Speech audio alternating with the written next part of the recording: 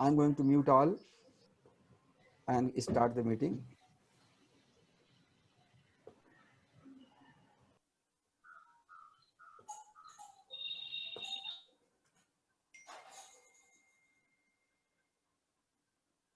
I muted everyone.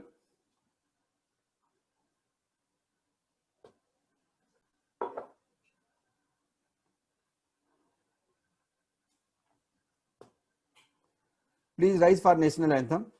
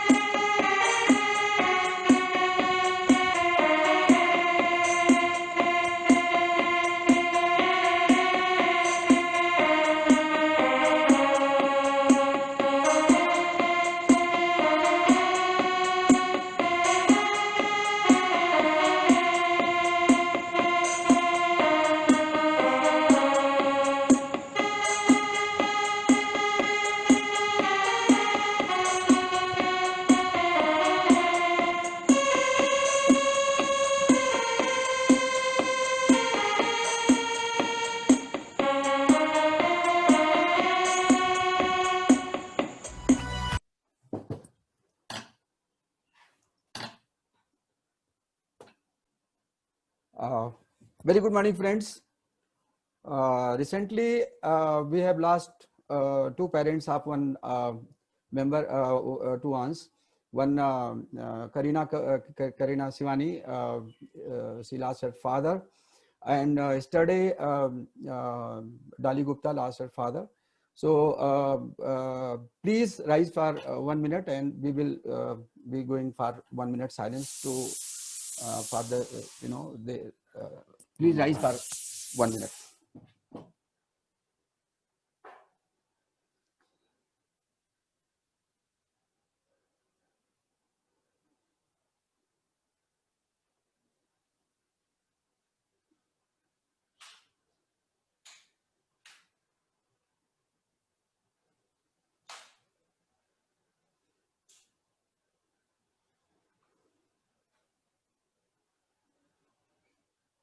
Thank you very much.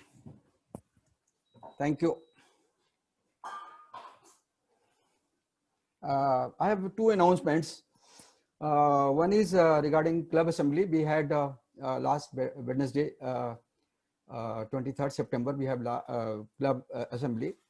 And Assistant Governor Pallavi, Zone 3 and Region 3 and Zone 12 was our distinguished guest. She likes the approach, strategy, action plan and roadmap of the Riverside. She conveyed me, she was very happy. Who have joined on that day, I extend my warm welcome and sincere thanks to them. And I also request all the members who have not joined on that day to please make it convenient to join to such an important meeting. That's number one. Second announcement is regarding Sanjeevani Riverside. You all know that Sanjeevani Riverside we have started very recently, and the aim is to empower teachers and students by making them aware about important areas, subjects out of syllabus, impart knowledge and provide them some skills so that they are better, they are empowered, and they learn more and more. So first talk was of Group Captain Sunil Kumar Bhaku on emotional wellness, and second talk is scheduled on coming Saturday, that is 3rd of the October, and speaker is a very great speaker. It's passport officer Pune region, who has already been our one of the guests, and he has spoken on constitution, if you remember. So it is in the evening at 6:30 p.m. and about 400 plus teachers and students are joining on Zoom platform, and around say 4,500 something like students are joining over Facebook. So these are two announcements from my side. not taking much time, now I invite Prerna to go for secretarial announcement. So over to Prerna. Hi, very good morning. We have birthdays this week. We have Komal Grewal on the 1st of October and Rotarian Deepak Gupta on the 6th of October. Here's wishing them a very happy birthday on behalf of the club. That's all from my side today. Thank you. Turn it over to you. Thank you, Prerna. Any member want to say something about some projects before I proceed further? No. Okay, so not taking much time. Now it's time to formally welcome our today's keynote speaker, Prakash Magdum, who is good friend of mine, and he is very talented, and he has deep interest in film, and he is the boss of the archive. So introduction, I will be inviting Rotarian Kiran Grewal, Director of Public Relations and Chief Editor, Club Magazine. So over to Kiran. Kiran? Good morning, am I audible? Yeah.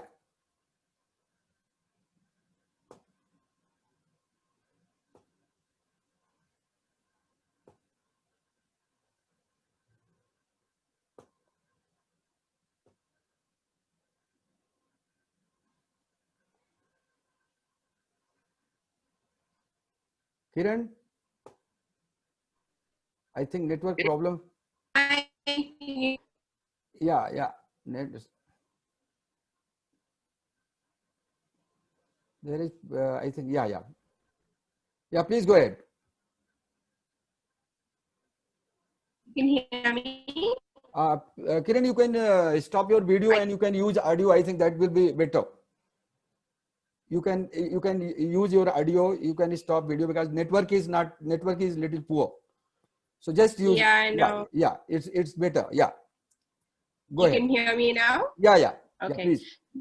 Shri PRAKASH MAGDUM, IAS, is an officer of Indian Information Service, presently working as Director, National Film Archive of India, Ministry of Information Broadcasting, Pune, is an alumni of Indian Institute of Mass Communication, Queensland, University of Technology, Brisbane, University of California, Berkeley. He has very wide and rich experience of working in Ministry of Commerce and Agriculture, New Delhi, the Ministry of Defense at Trivandrum, and as a Registrar, Film and Television Institute of India, Pune. Prakashji has also served as Defense Spokesman. So now we'd like to know a lot more about him. So over to you, sir. Prakash, we are waiting for you. Over to Prakash.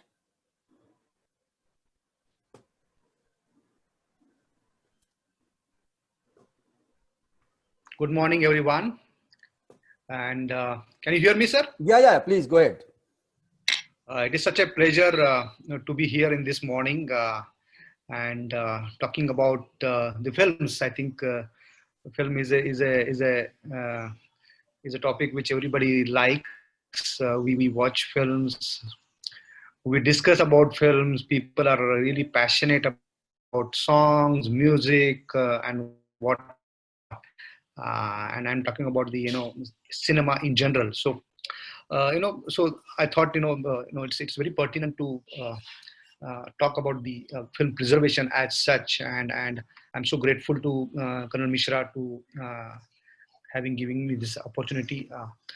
So what I'll do is that today I'll just make a small presentation, and I think we will keep some time for the question and answers as well.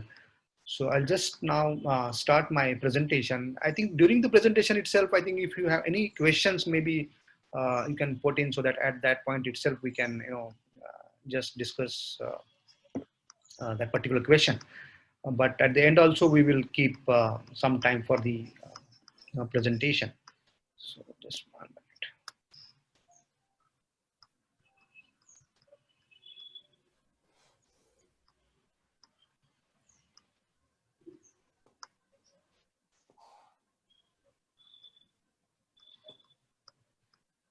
Just give me 1 moment. I'll just present my screen. Yeah, please take your time.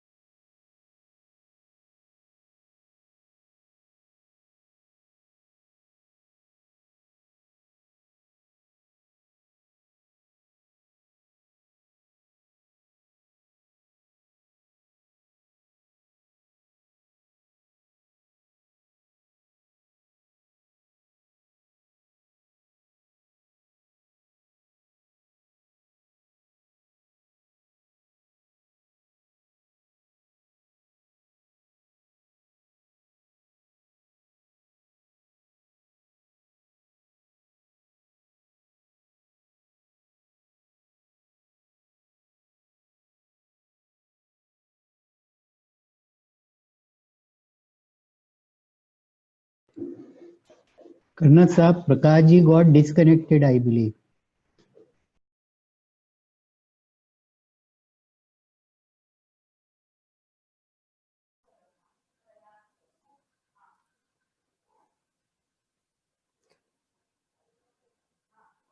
Umesh bhai, he will be joining. Don't worry.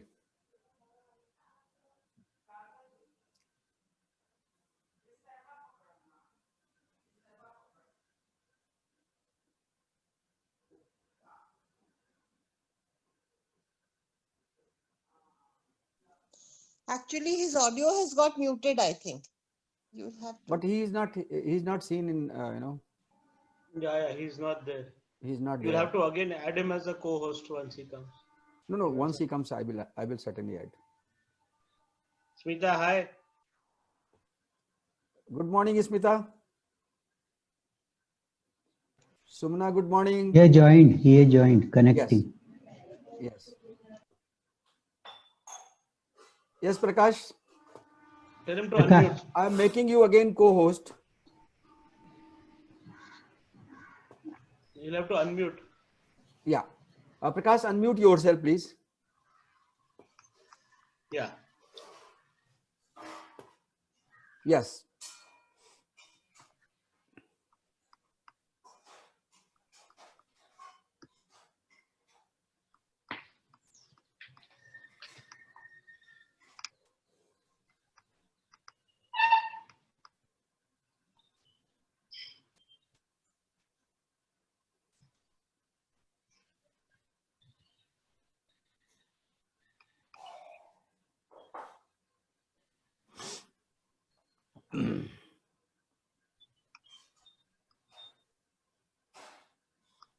Are you able to see my screen? Yes.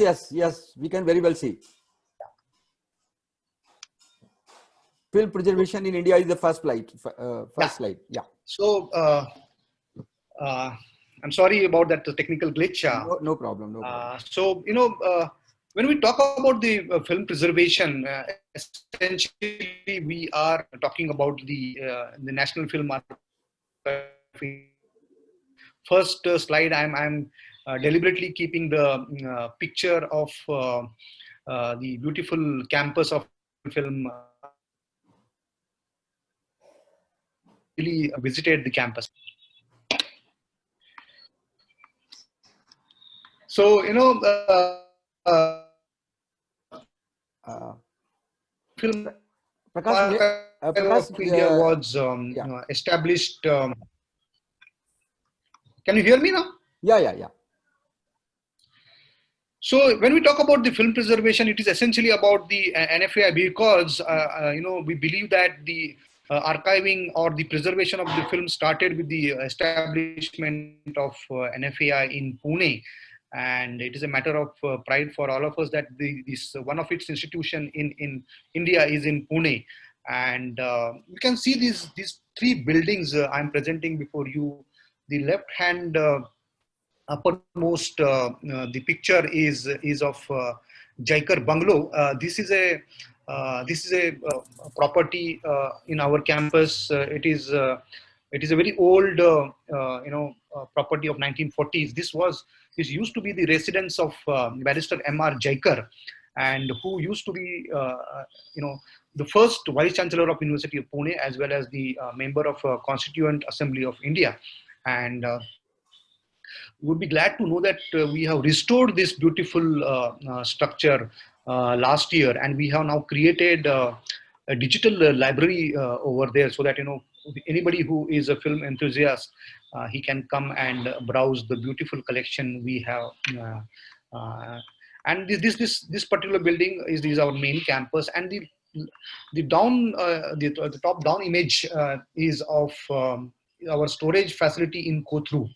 And I don't know, few of them must have seen, because we have a beautiful theater as well in this particular complex, but this is mainly our storage facility in Kothuru.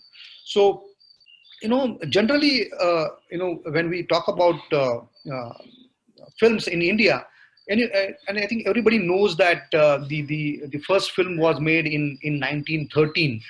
That was called Raja Harishchandra, made by Dada Saheb Phalke.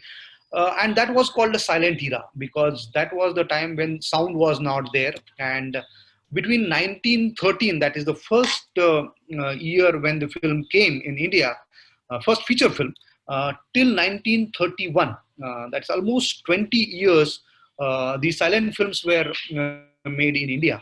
And you can just go through these small, figures and how the condition of Indian cinema was there in the early part of Indian cinema.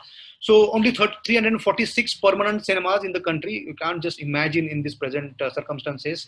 And only 309 worked all around the clock. Means, during the entire year they used to work. Otherwise, there was the traveling cinema. And mainly this was concentrated in cities, not in the villages. And in fact, the production itself was a very small number. Mostly, we used to import films from America and UK, and that was a very nascent stage of Indian cinema at that time.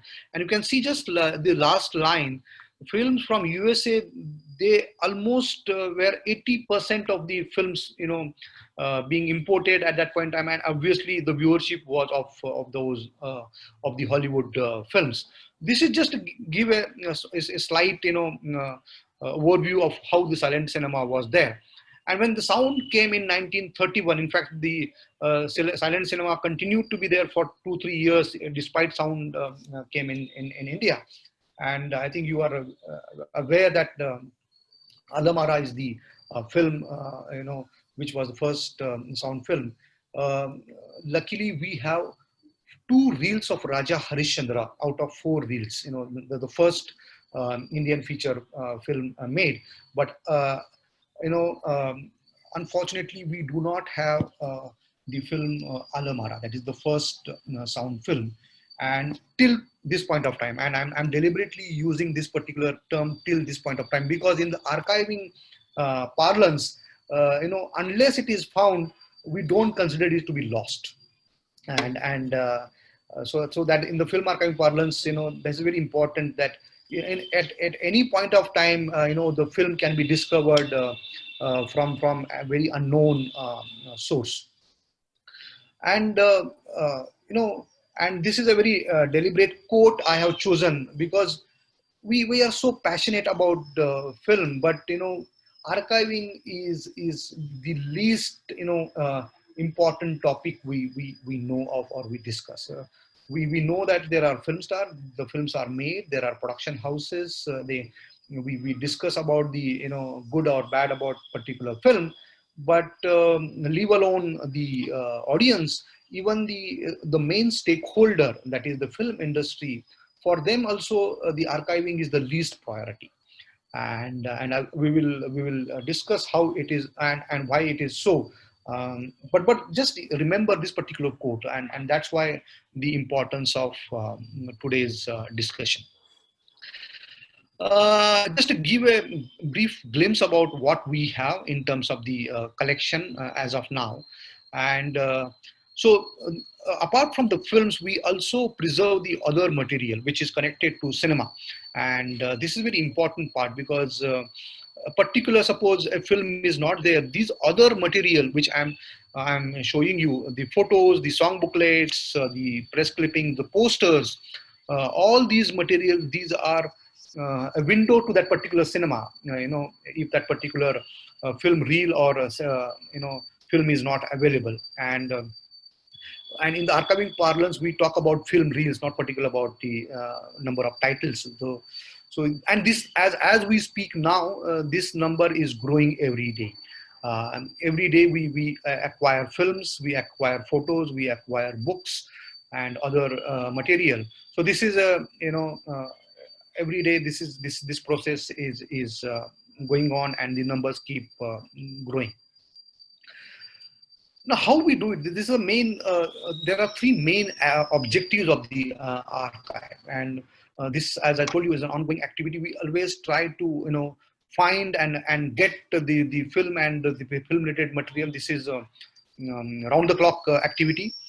There is a very important aspect of our working is research, and probably we are one of the very few institutions in the country who focuses on research in Indian cinema. And for this, there is a very dedicated research project program we implement. In fact, we have already announced this year's research program, and the last date is today for the receiving the applications. I will talk a bit later. And third is the dissemination of film culture. And when we talk about film culture, this particular presentation itself is an activity geared towards that. Because when we talk about literacy, in general literacy, it is mean to be the definition is you should be able to read and write. That is a general definition of literacy. We use the term film literacy, and the film literacy is about whether we as an audience are really equipped or adequate enough to understand what is happening on the screen. And that is called the film literacy. And through various ways, we try to promote this film literacy, to film culture, so that the audience is really aware about what the director is trying to do. These are the three major objectives of the archive around which we function.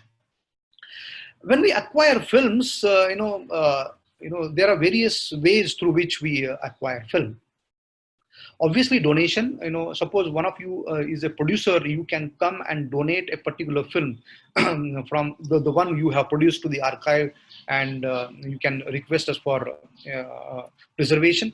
We purchase. Suppose we as an archive, we feel that a particular film is really important from the Indian cinema history point of view.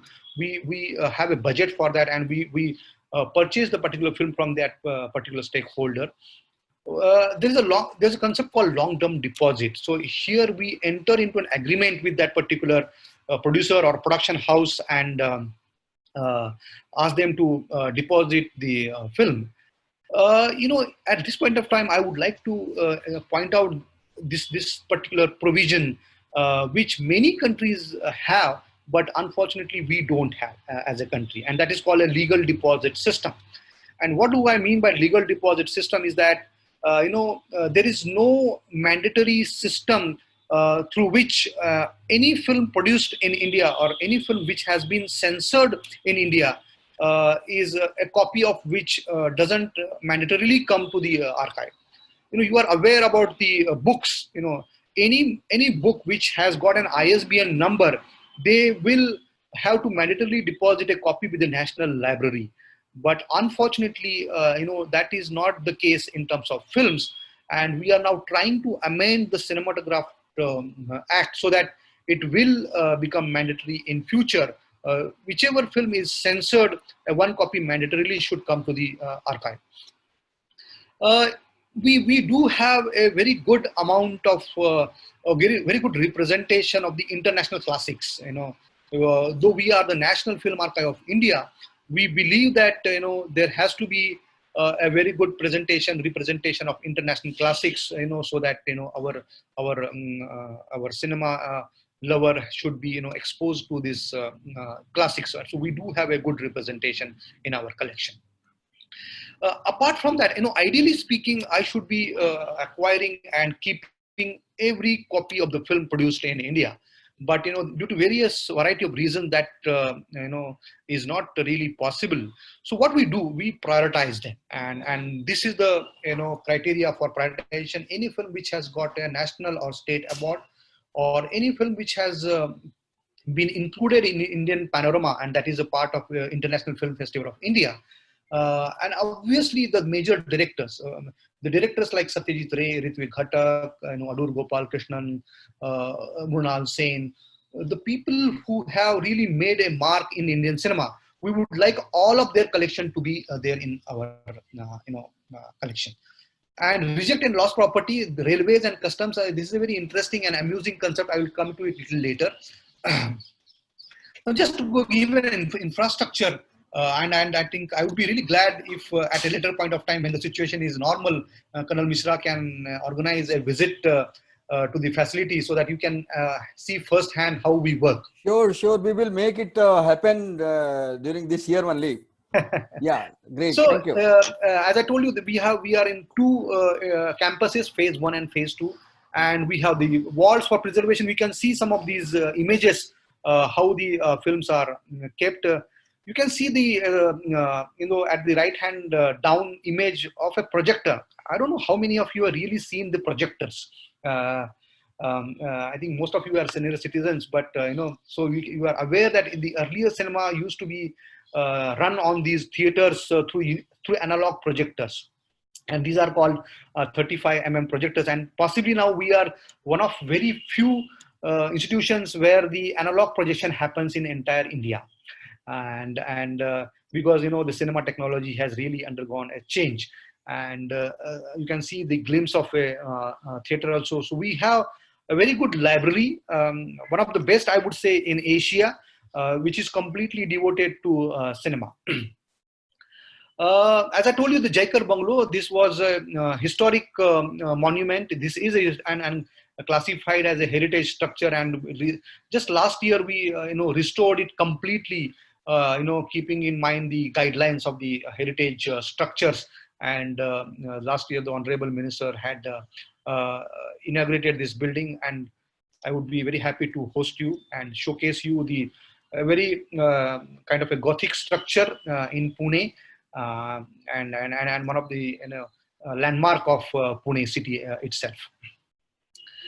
As I told you, the research is one of the important activity for us, and research, we invite applications and we grant research fellowships through this program. And the idea is to have a dedicated approach towards research in Indian cinema. And we have published a lot of books also through this research, because we believe that this needs to be documented. The history of the Indian cinema needs to be documented through various ways, and that's how we have every year we award fellowship. There are three major aspects of research project. One is research fellowship. So anybody who is interested in doing research, they can submit a proposal, and the committee will go through this. There's another concept called monograph, and this is a concept where we like to have a documentation of a major filmmaker or anybody who is associated with cinema, whose contribution is really immense but not been documented much. And this is a monograph. And audiovisual, is earlier it used to be only audio. Now it is audiovisual. Here, if that person is alive, then we would like him or her to be, speaking about his or her experiences on camera, so that they are. It is called oral history, basically.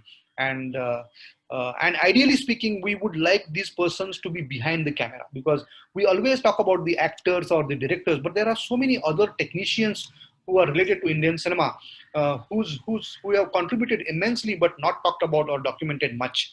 So these are the areas through which we try to do that. As I told you, the library, I think more than 30,000 titles we have in our library. I think now this number has gone to 40,000 film scripts we do have in our collection. More than 100 periodicals from various language, various countries. Most importantly, the censor records. You would be happy to know that in India, the censorship started in 1920, and there is a story behind that. One of the film is called Bhakta Vidur. This was when it was released. That Bhakta Vidur was the character of Vidur. From Mahabharata. He was deliberately modeled on Mahatma Gandhi, and his entire get-up or the body language or the dress was very resembling to Mahatma Gandhi. And the censor board, and that's how the government of the then British government thought to have a proper censorship system, and it was the first film to be banned in India. So 1920 onwards, the censorship system started, and we do have the records of that. And this is a very important reference document from the cinema history point of view. And I'm glad to let you know that these all documents are now digitized and available for access on our website, so that anybody across the world, they can view and glance through these documents. Essentially, it is a reference library. We are not a regular library, so we don't issue books. But anybody who is interested, they can come and access the collection. So this is mainly important for the cinema students and researchers. As I told you, the documentation part, and these are the, you can see this image of a song booklet. Many of you might remember that whenever you went for watching a cinema, there used to be these song booklets. This used to be sold in cinema houses. This used to, sold for 25 paisa, 50 paisa, in 50s, 60s, 70s. And these are essentially the compilation of lyrics of the songs of that particular film. But why it is so important? Because apart from the lyrics and all those things, it used to contain the entire crew details. So right from who directed and who acted, till who edited and who did the sound, till assistant level, that information contains in this particular booklet. So this is a very important reference material for cinema lovers, and we do have now more than 20,000 such booklets in our collection. Still photographs, I told you, the lobby cards. Whenever you go to watch a cinema, in the lobby of a cinema auditorium, there used to be this displayed the photographs, and they are called lobby cards, and they used to be the important scenes of that particular film. So material which is pertaining to every period of Indian cinema, we do have in our collection. The posters, this is our first kind of a exposure to cinema. The cinema posters are displayed across cities and villages. Now we can just see these are also very important documentation for the research purpose. Now you can see the poster. These are the posters of an important film called Sholay, and you can just see the kind of drawing, the kind of color, the kind of entire how they have made it creative. So each and every important actor is displayed on these posters, and so this is a very important from the cinema history point of view. And we have digitized most of the collection, and we organize also the exhibitions.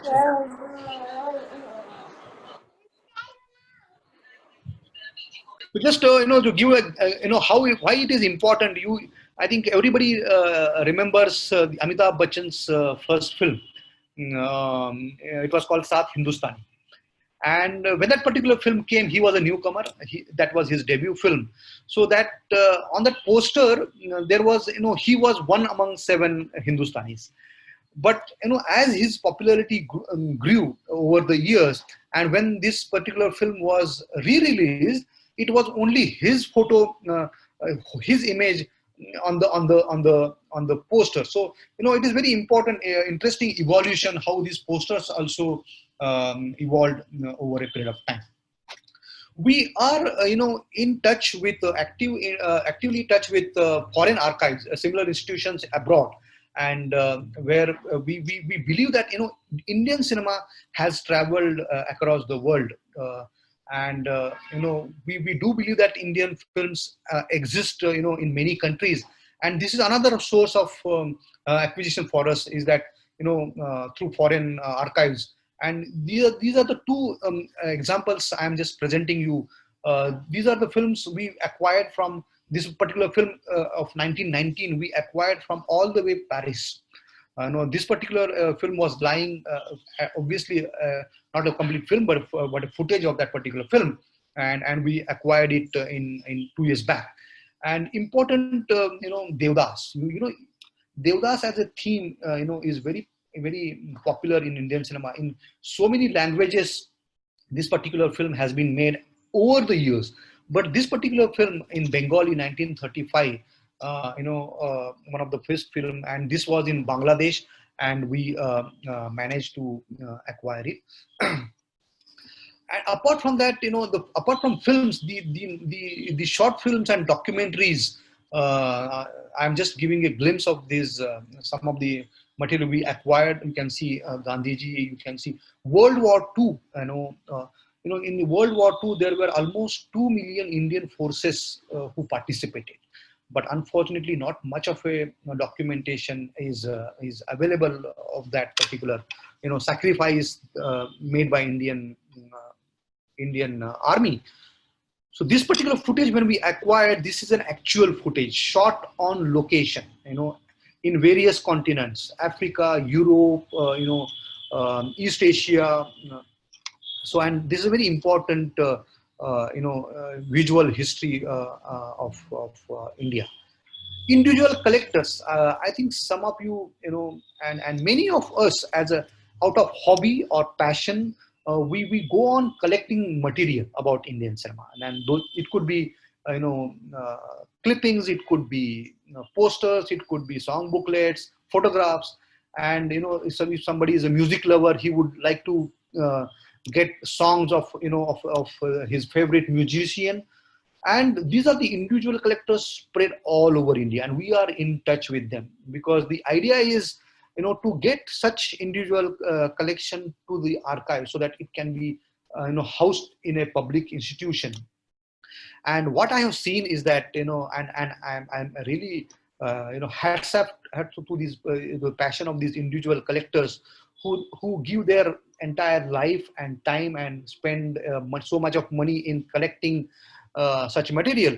But what happens is that once that person goes away, nobody in the family has that kind of a same passion in preserving that, and it literally goes to Raddiwala. And we have seen so many such cases, and these people they are so passionate in that during their lifetime they are very reluctant to pass on this material to the institution. So our job is to try to connect with them and convince them so that that collection can come over to the archive, so that not only it can be preserved, but it can be publicly available. So these are a few examples I'm presenting before you, and you must have read in the newspapers about this RK studio. This was a very important film studio in India. In Chembur, it was there in 2017. Unfortunately, there was a fire, and the entire studio was burnt. All the material, material of RK studio was burnt. Fortunately, the films were kept in different buildings, so they were saved, and all these negatives of RK films were. We contacted Mr. Randir Kapoor, and then he came over to the archive. He saw the facility, and very gladly he handed over these negatives. So you can imagine the kind of history, Indian cinema history, because Raj Kapoor is an icon. But unfortunately, what happened is that all other paraphernalia. You would remember, Raj Kapoor's famous, Sri 420, his Joker film, all that paraphernalia, the hat he wore, the coat he wore, all that was lost in the fire. So this is very important, that we should save it timely. This particular lady you are seeing on the screen she is a daughter-in-law. She was a daughter-in-law of Mr. Baburao Pai, and Mr. Baburao Pai was one of the important partner of Prabhat Film Studio, and she was his daughter-in-law. And the archive is on the Prabhat Road, and just down the road her flat was there, and that particular film called Badi Behan of a 1940s film, that those reels were lying in her flat, and when we got the information, we went over and we got those reels. So there are so many stories about like this, we have managed to get the material. Public institutions, there are so many public institutions across India who are very old, and as a part of their activity they must have filmed something or other. For example, I always keep talking about this. Colonel Mishra sir was part of Indian Post. Now Indian Post is a so old, one of the oldest institution in India. So as a part of their functioning, they might have filmed so many important events, visits of important dignitaries, or some of the important functions. So they are equally important for preservation part of it, and we believe that. And so we are in touch with so many such institutions across India, so that that particular footage also can be saved and preserved. And this is particular image we are seeing. We got it from State Institute for Audiovisual Education, right on Kumtekar Road in Pune. Such a huge material, mostly short films and documentaries. So we managed to get them. The topicals, as I told you, these are very important. The newsreels, some of you might remember in earlier times, before the cinema used to start, the film used to start, they used to show these newsreels, and they are also important part of our Indian cinema. So we preserve them also. The private or family footage, some of you might wonder why it is necessary, because now in today's times we have the cell phone and we go on clicking or taking videos. But in earlier times, like in 60s and 70s, there used to be those cameras, the Kodak cameras, who used to take films. And so apart from taking photographs, still photograph, it has a facility of films. So in foreign countries, this concept is very popular, and it is called home videos. And some of might wonder why it is important to home videos. But if you look at it from the social perspective, suppose Colonel Mishra has gone in 1970s to some country or to some important place, and he has filmed some locations. So this is a very important part of visual history. And you can see this left part, very eminent scientist, Dr. Jain Narlikar. Now, apart from being a great scientist, he used to film such material. He had a very old camera with him. So, when he was studying in Cambridge University, so from there he used to film those things. So, and at one point of time, when we realized that he has got such a footage, I personally went over to his house and got this material. So you can see 1970s Dr. Jain Narlikar, and he has shot his footage with his guru, Dr. Fred Hoyle. And so lot many such footages, though they are part of individual or private movements, but at a later point of them, they become part of social history. And that's how we are acquiring these material as well. In terms of the technological initiative, if anybody is interested, the Oscar Academy has published a book called Digital Dilemma. This is about the entire challenges which has posed by the digital material, digital medium, and we have now translated it into Hindi, and so that across the board this can be made available. We have also signed an MOU with University of Pune, so that we can. There is a 1 year postgraduate course, diploma course, which we have started in coordination with them, and this is a unique course. Now this is in 3rd year now, this year, and we believe that by joining hands and enabling the cooperation, the message can go. Google Cultural Institute, I don't know many of you are aware, Google has a platform called Google Art and Culture, and many prominent art and cultural institutions across the world, they are partnering with Google, so that a slice of their collection is made available on that platform. Virtual reality, we had employed in Goa. Social media, if anybody, I think most of you are on social media, you can follow us. Every day we are putting something or other on our social media. We have a film club. You would be happy to know this. Every Saturday evening we screen a film from our collection in our beautiful theater. And right now, obviously, that activity is stopped. But whenever the normalcy returns, we would be happy to enroll the membership for this particular program. And we showcase, we showcase the film from our collection. As I told you, the film festivals we organize every now and then on particular theme or subject. We also bring out a calendar. Every year we a tabletop, a table calendar we bring out on a particular theme, these are some of the activities which we organize. Now, some of you might really wonder after all these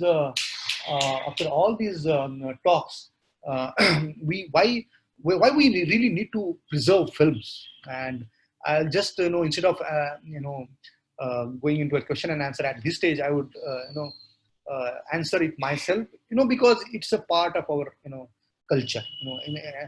Films are a part of a larger culture, and that's why we need to preserve film. But somehow what has happened that in India, we as a culture is really least bothered about it, leave alone cinema. You take any other field, and we are so much disinterested in preserving anything, and the same applies to cinema as well. We are an oral culture. We really have not really cared for documenting it. Our tradition, our knowledge has passed from one era to another era, or one generation to other generation through oral, but not really we are care for documentation, and that's why it is so important.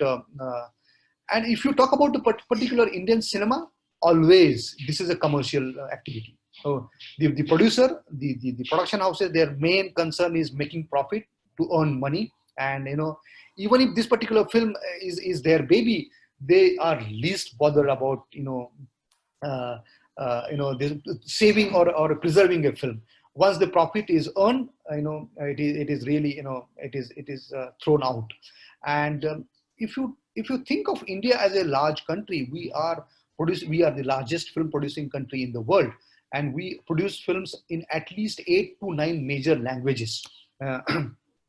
But in terms of the facility for a huge country like India, we are the only national film archive. And just to give a context or a perspective, UK, which is such a small country, they have a BFI, British Film Institute, one of the largest archive in the world. Apart from that, they have at least 7 to 8 major archives in a small country like UK. And what they do, they focus on a particular aspect. So for example, there's an archive called Imperial War Museum, IWM. Their sole focus is on preserving the war footage. So they focus on a particular activity. There are so many universities, as a part of their activity, they do this preservation as well. But for a country like India, there's only one National Film Archive of India, and we are now trying to engage the state governments to start their own facilities, at least so that at least some content is preserved at the local level. Now you would wonder, where have these Indian films gone? Because we have produced so many films, but only we have managed to preserve only so little. So where have they gone? So the first when the film came, film is a chemical material. So when the film came, they're based. I'm just talking about a bit of technical, but when the film came, it was called a nitrate film. And nitrate was a very flammable material. And so what they were used to. Now you would really laugh at it, but this is the true case. Apart from making nail polish, this nitrate used to contain silver.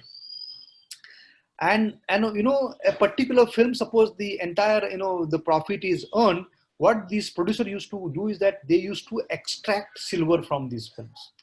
And means you shred the film and you extract the silver.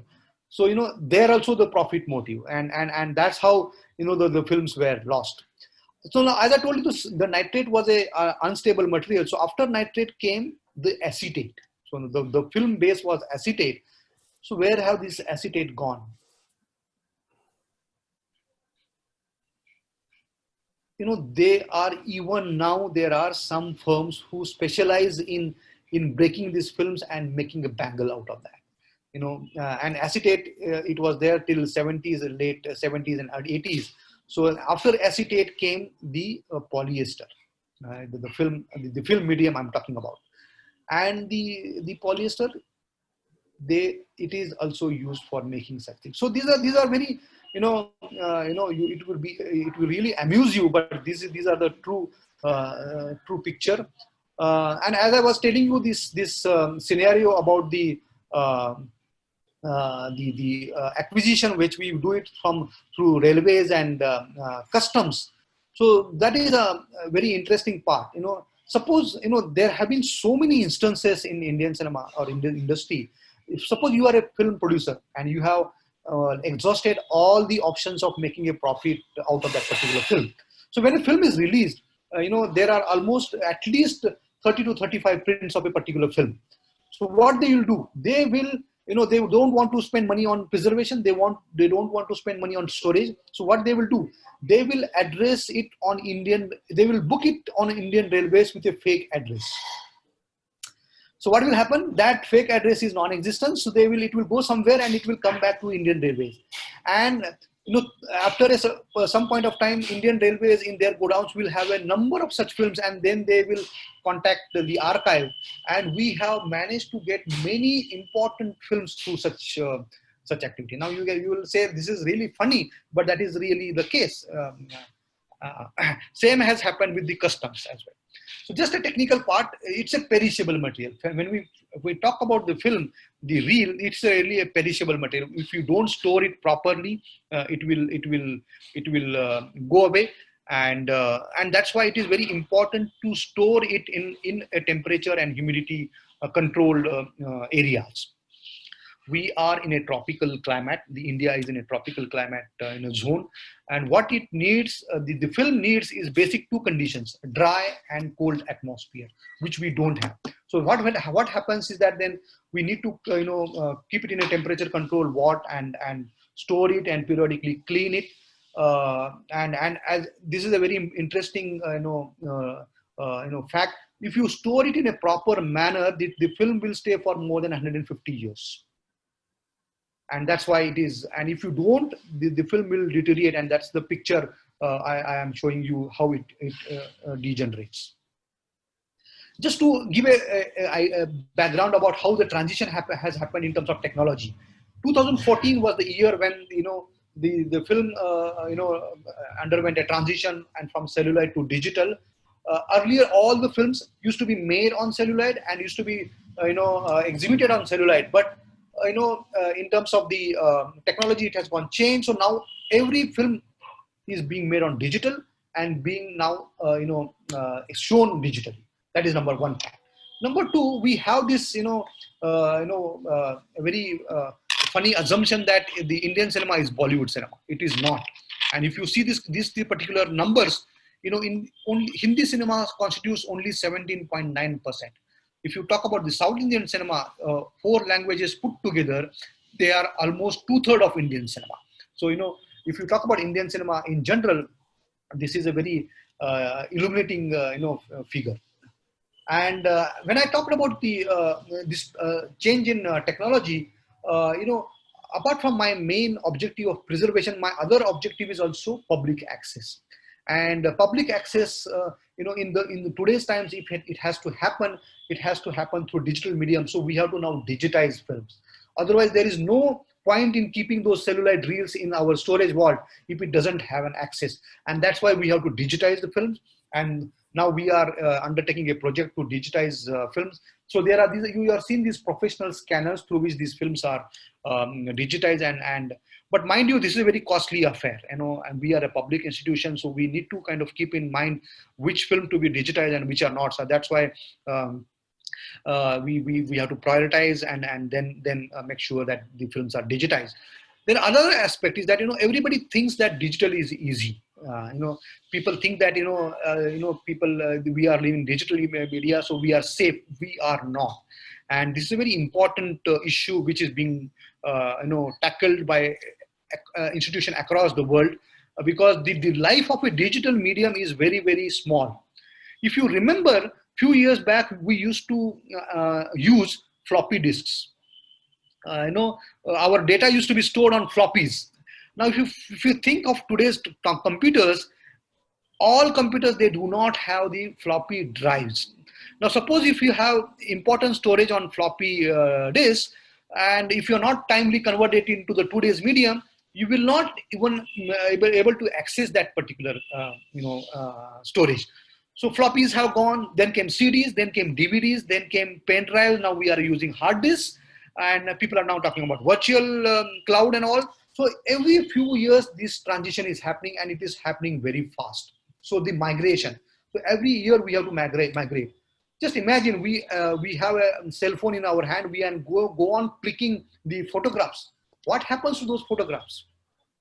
If you don't migrate or if you don't save it in a proper manner, it really becomes inaccessible after a point of time. And that's why digital is so feeble. And that's why when I talked about that publication from Oscar Academy, it is called Digital Dilemma. Because it is a dilemma, there are no conclusive answers as of now. So we have to constantly migrate the, and it's a costly affair. Every few years you have to migrate that thing.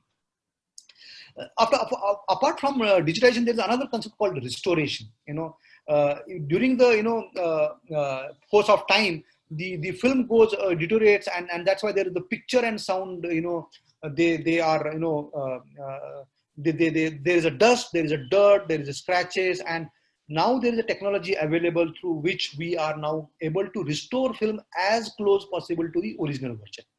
So suppose if you see PASA, if the condition has deteriorated, we can, in today's technology, can help us in removing all those defects, and so that process is called restoration. And you might have heard or read the news, restored film.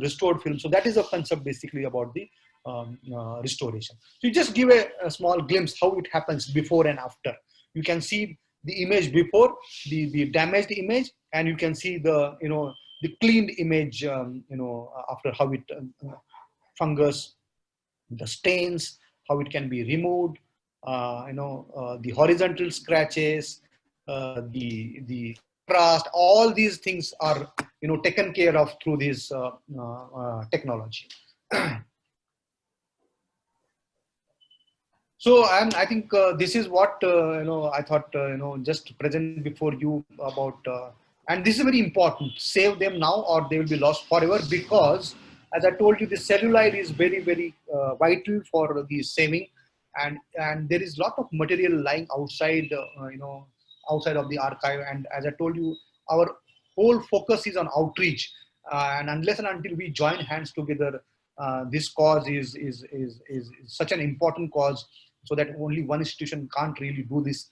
And I'd be very happy to now, I think if there are any questions I'll be able to answer. For your information, we are on Facebook, Twitter, and Instagram. Every day we are uploading something or other from our collection. You can follow us and like us and share us. Yeah. Thank you, Prakash. It was mind blowing, and really we could know lot of things about the film preservation, and you have taken us also the film history from 1920 till today. So I would request Rotarian Sanjay Merchant to please moderate the question answer session, and members to take on questions. So over to Sanjay. Yeah. Thank you, Colonel sir. Prakashji, can we have the screen down so that I can? Yeah. If anybody has any questions, I can see who has. And yeah, Umesh, you have a question? Yeah. Go ahead. Prakashji, you had a very great detailing about the National Archive of Cinema, and it was really good to know all that. And it was first time at least I have come across such things, and it's a great thing. I would like to know that how the fund management, cash inflow, cash outflow is managed for this activity. Well, we are fully supported by the Government of India. All the funds come through Government of India, and we are a government organization. So all the funds for the running of the organization are taken care of by the government. Do you have any, say, cash inflow generation also out of your archives? We do generate revenue, but that is a very small part of our activity, because archive per se is not really meant to generate revenue, and that has been kind of a modus operandi all these years. But we do generate revenue through some activities. Yeah. Ruchin, you have a question? Yes, thank you, Sanjay ji. Prakashji, it was really nice to hear you. But I was having this thought that it's a vast ocean. You mentioned that anything that is censored is basically procured and copies stored in the archives. But nowadays, like there are so many things like documentaries and then so many digital productions like on YouTube, and they may become historically important at some point of time. So how do you draw the line? Because there are so many languages, so many like at a city level, state level, so many things are coming up. So how do you keep track and how do you draw a line whether it should be included or not? Mr. Gupta, this is a very important question, and I'm happy that you asked this. Obviously, I just would like to make a small correction. At present, we do not preserve everything which is censored. Number one, because that provision is not really there. So all our efforts are on outreach. We try to convince the producer, please give us the film so that it can be produced. Number one. Number two, ideally speaking, each and every film made in India should be preserved. I'm talking at least about the feature film. And you may ask why. Because, this is really a matter of history. Because 50 years down the line, I really do not know what is historical and what is important in terms of the archive. Just to give an example, some of you might remember, in 50s, there used to be this era of stunt films. And this lady actor called Fearless Nadia, I don't know how many of you have heard. She was very popular, and she was, Fearless Nadia, and all her films were stunt films. Now, but in that particular era, though these films were considered B or C grade, there are no such film B or C. But general parlance, they used to be considered not very good films.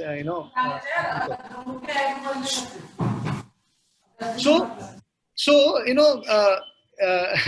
if suppose at that particular point somebody might have thought that these are not really worth preserving, but today they are a very important part of our Indian cinema. Same is the case with the Dara Singh films.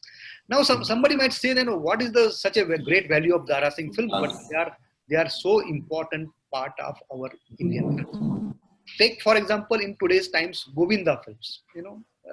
People might think that they are comedy films, not much of a value, but 50 years down the line, we might say that they are part of our cinema history. So ideally speaking, yes, each and every film should be preserved. But practically, it is not really possible in the present times. Number one. Number two, you talk about today's times. Now today this digital era has come. So almost now everybody is making a film because of the democratization of the media.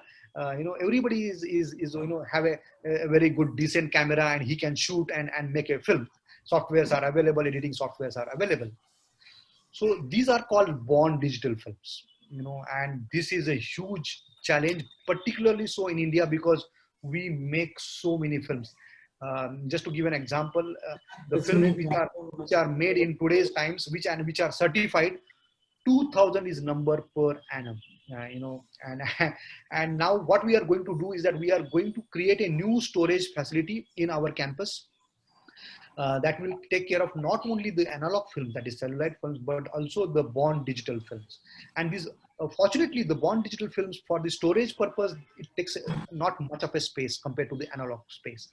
And we are going to create that facility, I think, which will be up in 2 years and running.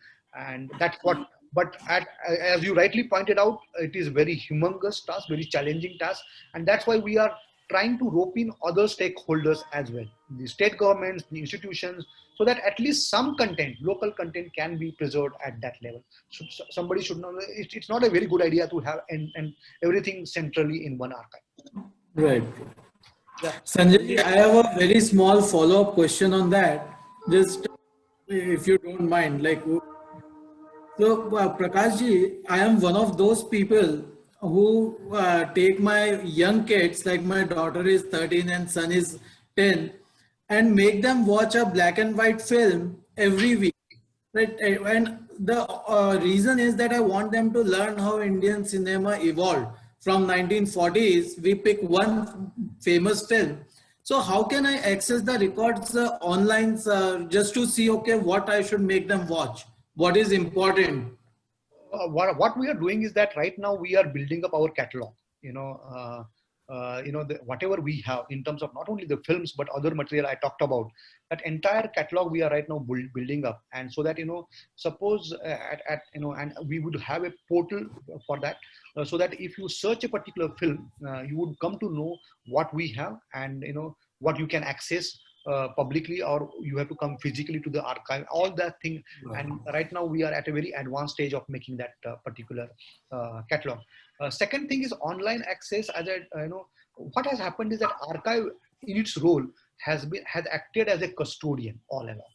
So we are a custodian, we are a public institution. So the copyright of the particular film remains with the copyright holder. So and that's why we get a right of non-commercial right.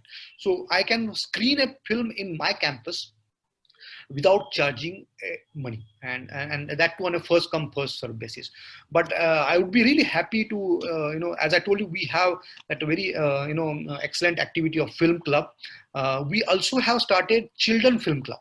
So every month one film we show from our collection, and that is also catering to the children.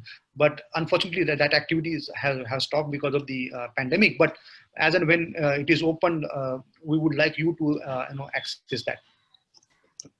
Yeah, I think Sanjay, we are running out of Umesh ji, time. पहले मैं पूछ लूं? Umesh ji, sorry. 2 minutes, sir. Sandeep, I'll give you 2 minutes. We are running out of time. We'll very fast take the last question. And Prakash ji, I have been also a very avid, because I used to stay at Kada Road, right next to the film archives. Okay. And from 70s, late 70s to 80s, I've seen how they used to, a lot of reels and all which used to come up. So Sandeep ji, last question, please, and very हाँ जी, fast.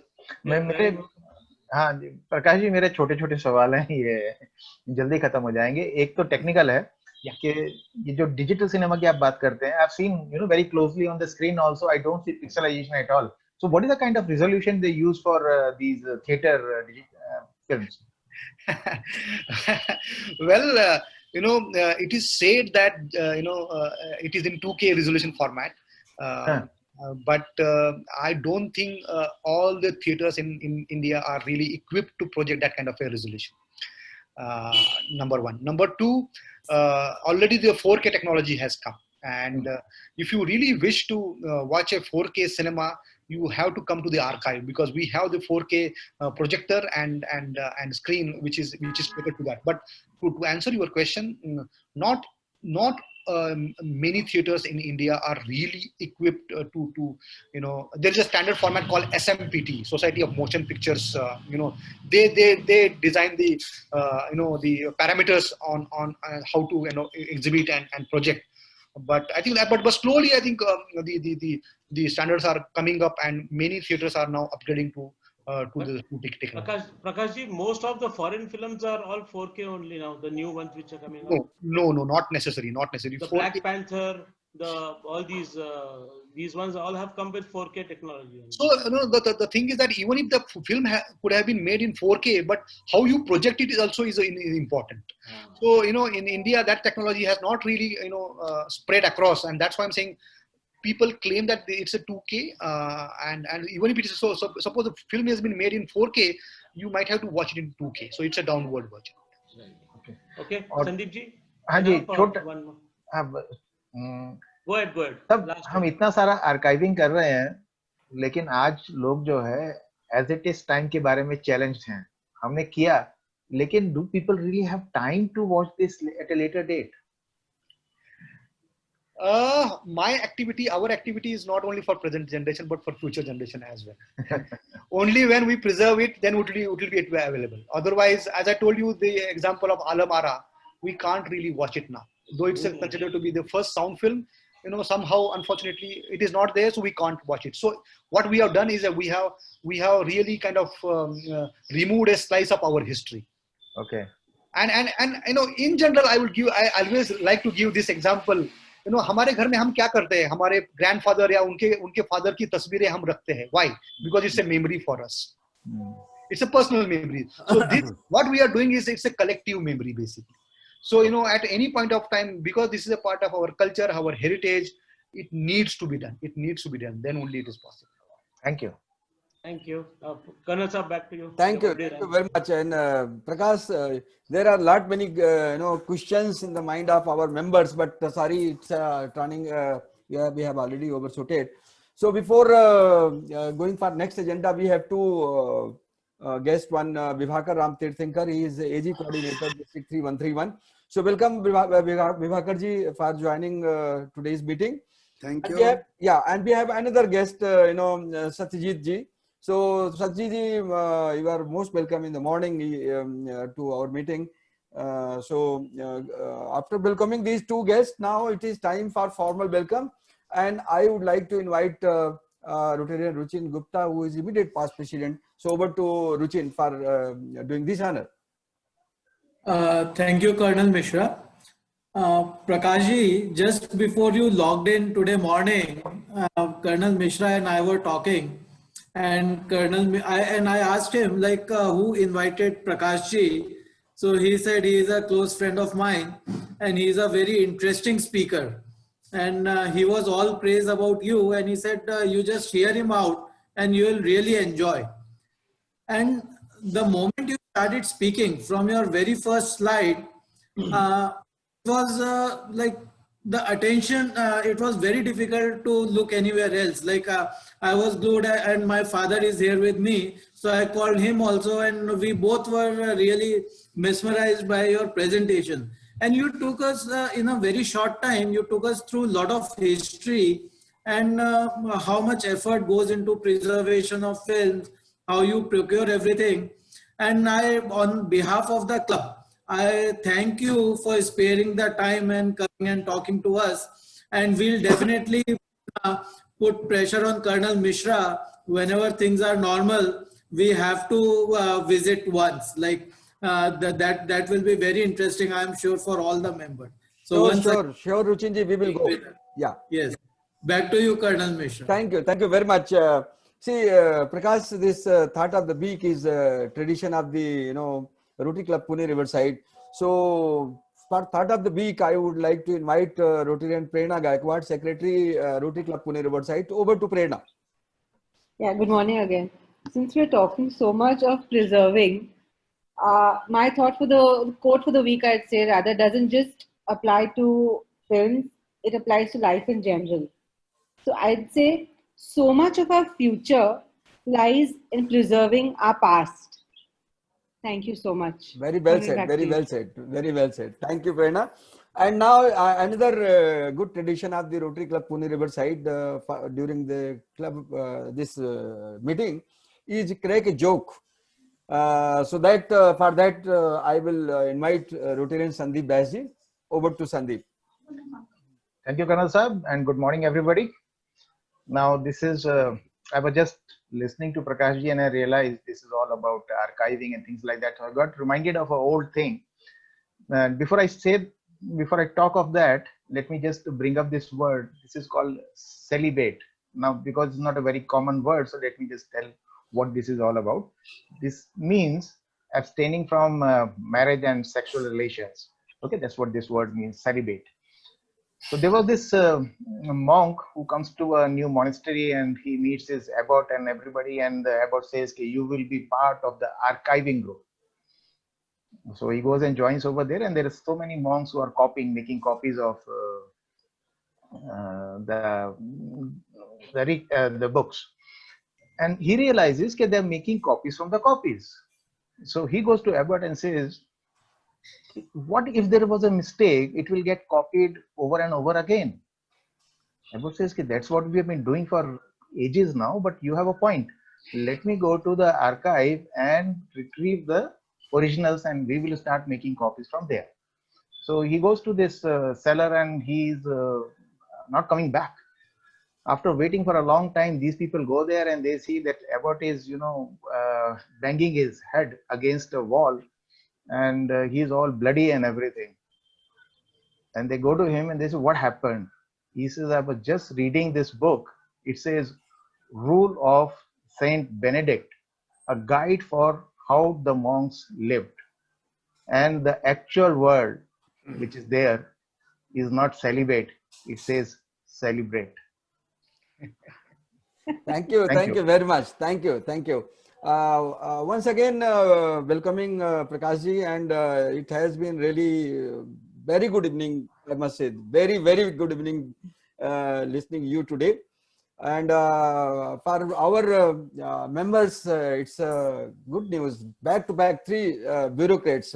Another bureaucrat is coming to speak on 3rd Saturday. That is on the that is on the topic is values, entrepreneurship.